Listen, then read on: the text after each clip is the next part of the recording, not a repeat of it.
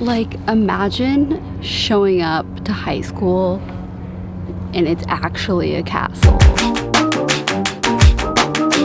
So, I was thinking about what should I do for my video this week on my main channel, and I came up with an idea that I think is really fun. I feel like now is my only chance to do it this week, so I really want to do it because it's the end of September and we have this beautiful stretch of sunny weather, so why not do something outside? So I'm doing a video where I visit famous houses around Seattle. So for today, since I'm near my parents' house is actually closer to Tacoma than it is Seattle, and Tacoma is where the house and the school from 10 Things I Hate About You is. I've been to the school before. It's a really cool school. I actually grew up 20 minutes away from it. I had some friends that went there, and I don't know, growing up I didn't think anything too crazy of it. It was like a bougie school, but yeah, I'm gonna go film that. You'll have to wait for the full video to see the other houses. I'm gonna show the Sleepless in Seattle house, I'll show the Up house. I might do Bill Gates. There's these 3 houses that are so cool. There's the Windows house, the T-Rex house, because it actually has a T-Rex skeleton, what do you call those, I forgot, and Bill Gates's house, but you can only see them by water. So I kind of want to rent a boat to go see them, but renting a boat's expensive. I don't know if I'm gonna do that. Do you guys want to Venmo me $5 to go do that? I'm kidding. Okay, I just turned on to the street that the house is on. This appears to be a really nice neighborhood. I get the vibe that it's the nicest neighborhood in Tacoma kind of thing. On my left, in 800 feet. I think we're about to see it. I don't see it. Where is it? Did I do the wrong address? Oh my gosh, you guys. The house is getting redone. So there it is. There's a bunch of scaffolding. As you can see, it's a pretty cool house though, because down there is the water, so it gets really pretty views. It looks like it's getting restored and just freshened up. It doesn't look like they're doing anything crazy. I mean, I'm gonna try and go up to it a little bit, but it's kind of awkward because it's obviously someone's house, so let's see how it goes.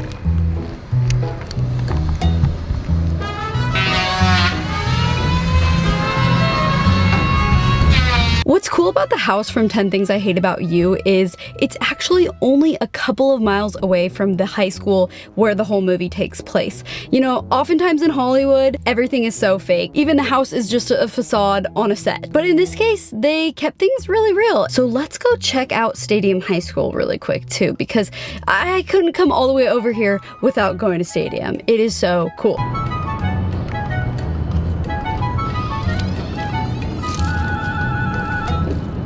Honestly, I'm so impressed they have a parking structure. My school, I don't know about you guys, but in high school, my school had a small parking lot. Parking was always hard to find. I'm like, okay, oh, a parking structure. And you guys, the coolest part about this parking structure, there's a tennis court on the top. It is so cool.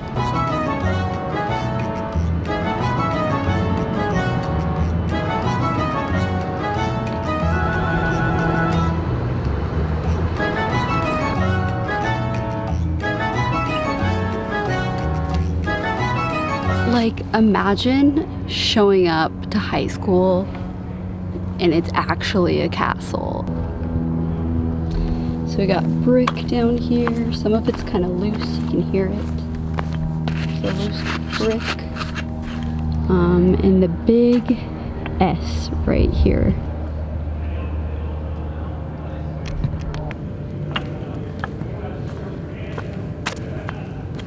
Okay, so I would not recommend going to the house. That's just creepy, weird, and kind of rude and invasive to a residential property, but you guys, Stadium High School is definitely worth checking out. So most people already know the story of Stadium High School, but if you don't, the city of Tacoma did not randomly just decide, hey, let's fund a really expensive, really cool looking school. Developers came in the late 1800s and wanted to make a really grand French chateau style hotel well. They got a lot of work done on it, and then an economic downfall bankrupted the developers. So they were left with this amazing grand structure, and the city decided to turn it into a school. The bowl, like the football field, I'm pretty sure during the weekends it's like open to the public, like anyone can go work out at it, and it is the most beautiful view. It's so cool. There's also like a really cool craftsman style house.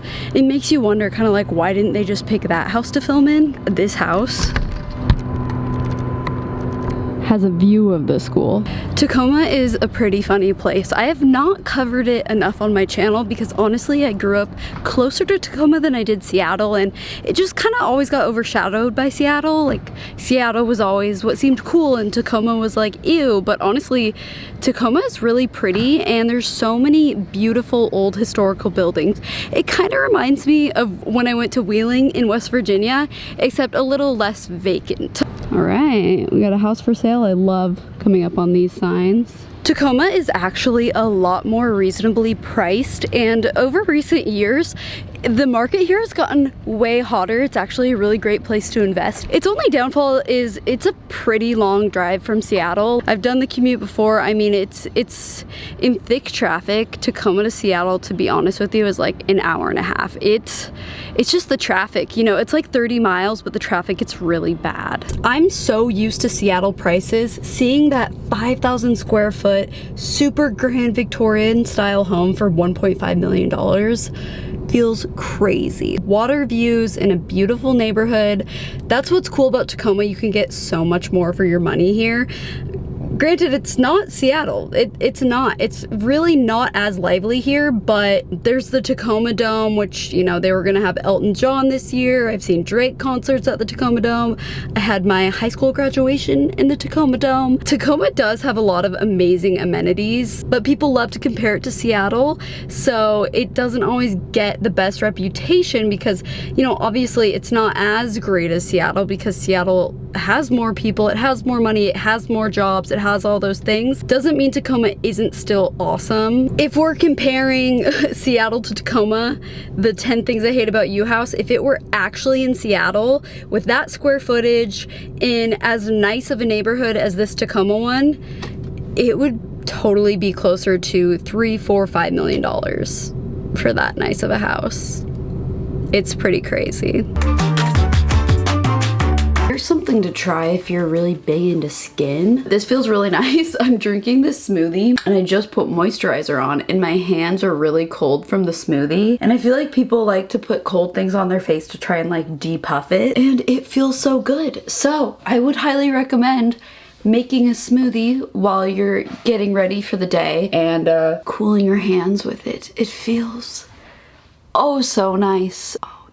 You know what I love about vlogging is whenever I have a question about something, you guys have an answer. You guys are collectively so much smarter than me that I commonly ask questions. Sometimes it can be a little bit overwhelming and make me feel like I'm constantly an idiot, but I do love you guys for it. But I do have some things that I need to address today. This first one's kind of embarrassing. I got a few comments saying I was wearing my mask upside down, and this seems like the totally right way to me. Like this would be like for your chin, and you know, I saw those comments and I grabbed my mask, I flipped it upside down. I was like, there's no way that this is how you wear the mask. Like, they are so wrong. There's no way that this is the proper way to wear a mask. And then I put it on and I was like, oh shit, I was wearing my mask upside down. I think this is the right way. I am so dumb. However, I still like wearing it this way. I don't know why. This way just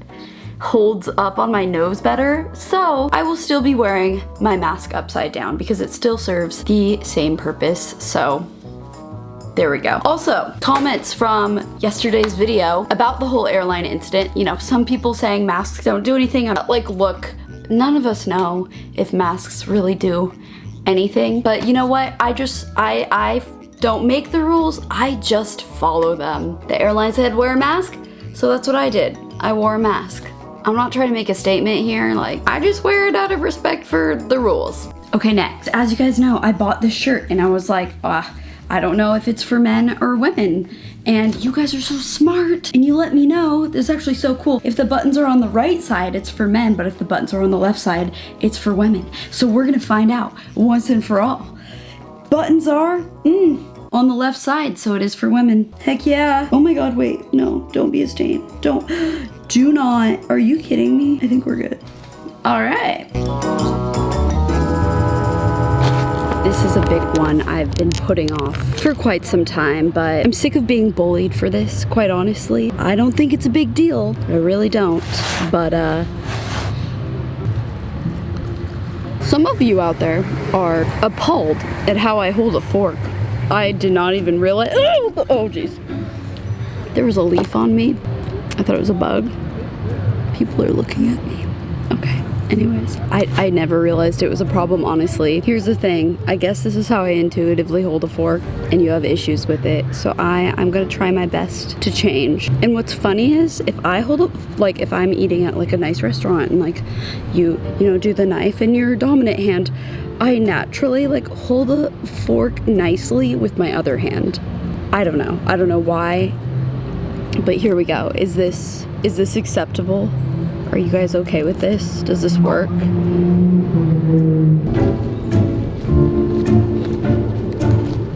Hi, are you having fun? Go play with your friends. So I'm out here at this like field where dogs play, and I'm just sitting as if I'm a proud parent watching his baseball game. Drop the ball. You're being selfish. Okay. Okay, guys, it's very cute to not even throw it far. Just throw it like that. Oh, never mind, not like that. Just a little like, good boy. You're getting better, sir. Okay. Like, that was so fucking cute.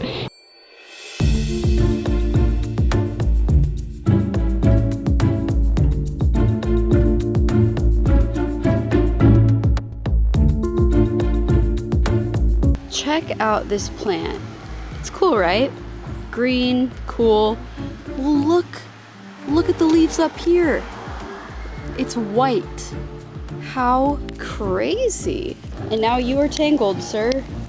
You tangled yourself up. I guess I have to leave you. Bye. Bye. Oh, okay. I would never leave you. I saw this earlier and I'm like, what the hell? Is this a literal whip? Do you see this? It's so weird. Oh, okay, what's today? Sunday.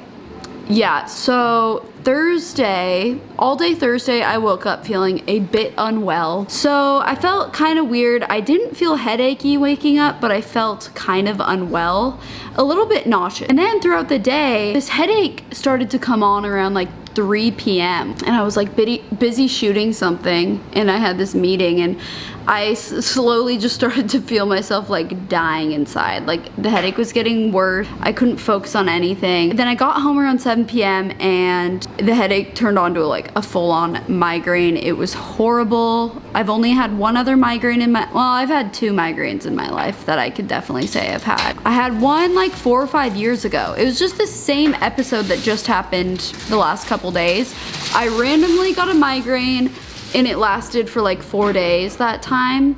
And it was like a cluster headache migraine type thing. It sucked. Thursday, Friday really sucked. Yesterday, I woke up feeling a lot better, but still felt not great. And today, the migraine is definitely gone, but I have sinus pain. I have a lot of sinus pain in the left side of my head. I think it could have been the elements, all the smoke in the air, all these things like irritated my sinuses. I don't know. But I think that's what started it. Some sort of something in my sinuses, the pressure built up and gave me this horrible migraine. But now that's gone and I just have some sinus pain that's very manageable, but I'm trying to still take it kind of easy. So the last like 3 days, I was so dead. I was laying in bed all day and all night. It was so horrible. And you know what actually helped? Not this stuff. This stuff did not help. What helped was actually taking an edible. I had never actually taken one before. 10 milligrams of THC. It helped so much, you guys. I can't believe it. But yeah, that's what I've been doing the last 4 days of my life that I'm never gonna get back. We are making carrot bacon. And like, I know people are gonna be, what? Why? Well, because we're gonna make a Reuben.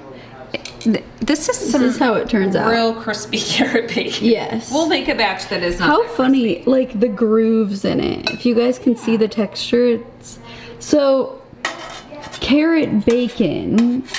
People are gonna be confused. They might think maybe it is bacon and carrots. These are carrots. They've been marinating in this stew, this stuff here,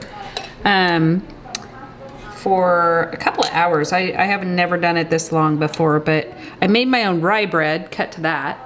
My mom's going full quarantine today. Yep, kind of. But it's because I want to have a really, really good Reuben, but I don't want it to be bad for me, so we're going to use the carrot bacon. Because did you know corned beef is really terrible for you? Ugh. Oh, I'm not surprised. If you make your own bread at home, is that healthier? Yeah, because you can control, okay, yeah. You know, there's hardly any sugar. Actually, there's no sugar in that. The fruits of her labor. So here we have Reuben sandwiches, you say? Yes. So my mom told me that if it tastes bad, I have to lie because it took her all day to make these. So let's try it. Have you ever had a real Reuben? I don't think so. Oh, okay. Then you can't compare. Because what meat does that have? He's had a real Reuben and he said, good, honey. What meat does a Reuben have? Usually it has corned beef, which is That sounds boiled. gross. Yeah, it's boiled awful. What is pastrami? I've never had that. I can't quite explain that one. You'll have to look it up. That sounds gross too. Just the name, pastrami. Who came up with that name? It's just that pastrami sounds like it should be something else. Not very nice. The forecast for the week